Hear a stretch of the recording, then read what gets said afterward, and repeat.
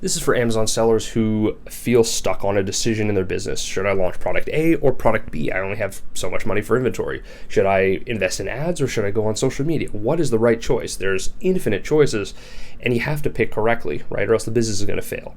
In the words of Jeff Bezos, business owners, their whole job, their whole thing is to make a small number of high quality decisions.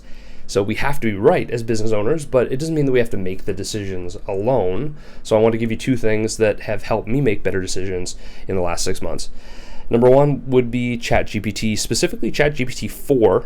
Pay the $20. I highly recommend it. It's cancel anytime, month to month, but sign up and you can argue with this thing. And it is a very patient and very thorough debating partner.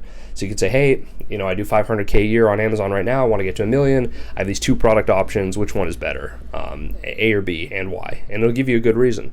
And you can wrestle with it. You can ask it for arguments in favor and against, and it'll give you an answer. And you said, oh, that's funny. I don't feel that that's the case. Why do you think that's the case?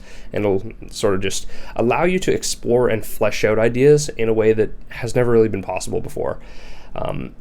And number two, just don't be afraid to pay for an hour of someone's time. Experts are more readily available than any other time in history.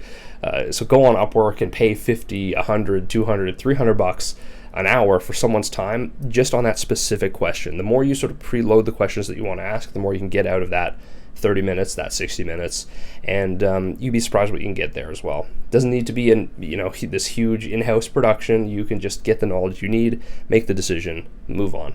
I wrote a free book with exactly what to do to scale from a 6-figure Amazon business, which is nice, but doesn't, it's not retirable or very sellable, and how to scale it to a 7- and 8-figure business. And that's what we do all the time. So I'll drop that in the comments of this video, and I'll see you in the next one.